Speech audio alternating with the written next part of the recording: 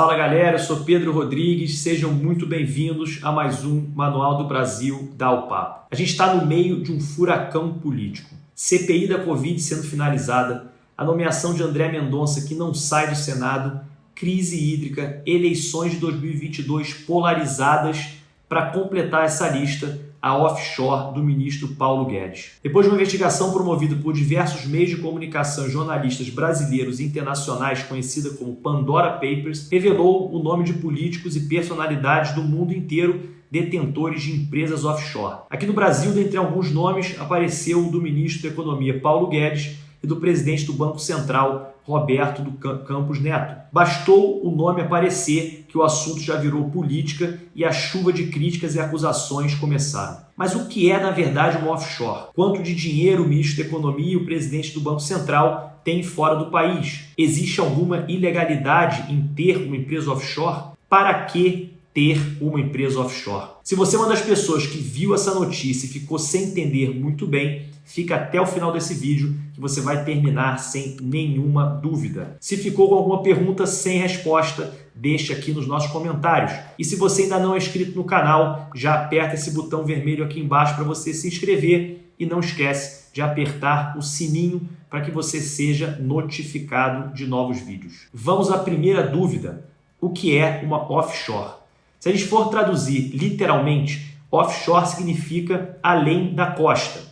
Ou seja, é uma empresa com sede fora dos limites territoriais da residência fiscal do seu proprietário. Para a gente simplificar ainda mais um pouco, significa dizer que se um americano tem uma empresa com sede no Brasil, ele possui uma offshore. Se um brasileiro tem uma empresa com sede na Alemanha, ele também possui uma offshore. Portanto, ter uma offshore é ter uma empresa fora do país.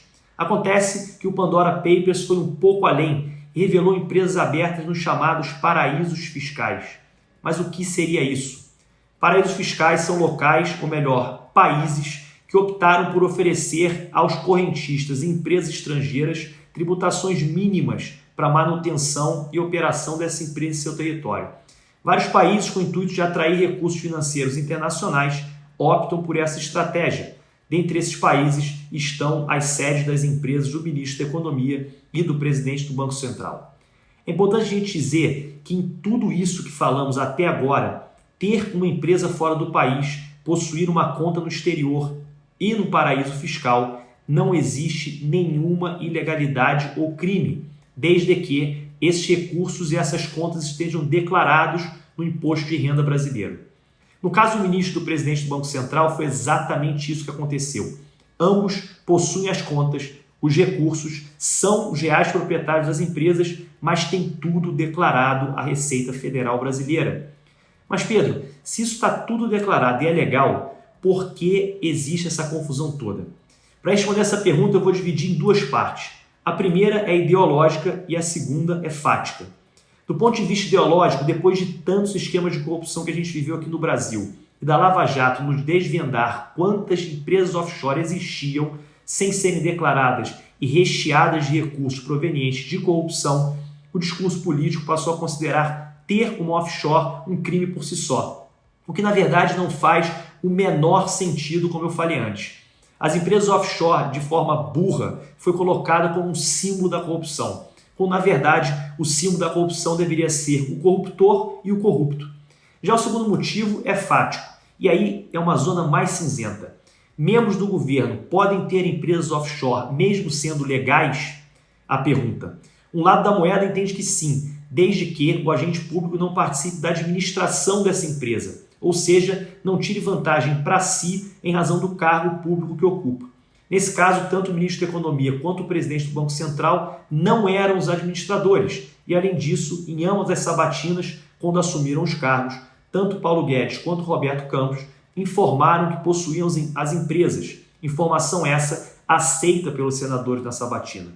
O segundo lado dessa moeda, que eu discordo, entende que mesmo não sendo administradores, Paulo Guedes e Roberto Campos possuem ingerência política para, por exemplo, elevar ou diminuir o preço do dólar. O que manter o dólar mais alto, como está nesse momento, multiplicaria o patrimônio que ambos têm no exterior. Apesar do discurso dessa posição, de eu discordar dessa posição, eu acredito que no julgamento político que eles estão sofrendo e que ambos ainda vão enfrentar, esse seja o ponto de maior fragilidade. O Pandora Papers revelou que, no caso do ministro da Economia, ele tem pouco mais de 9 milhões de dólares em uma conta em nome de uma empresa offshore sediada no Caribe. Já Roberto Campos Neto tem pouco mais de 1 milhão de dólares em nome de uma empresa com sede no Panamá. Apesar dos valores serem altos, ambos possuem recursos declarados e histórico de vida pregressa profissional para terem esses investimentos. Então você pode estar se perguntando, por que eles não têm esses recursos aqui no Brasil? E a resposta é simples. Hoje, investir fora do país ficou cada vez mais simples e mais fácil. Qualquer pessoa, através de um clique em um aplicativo de celular, pode aplicar o seu dinheiro próprio em outros países, ser acionista de uma empresa listada na Bolsa de Nova York ou qualquer outra bolsa em qualquer lugar do mundo.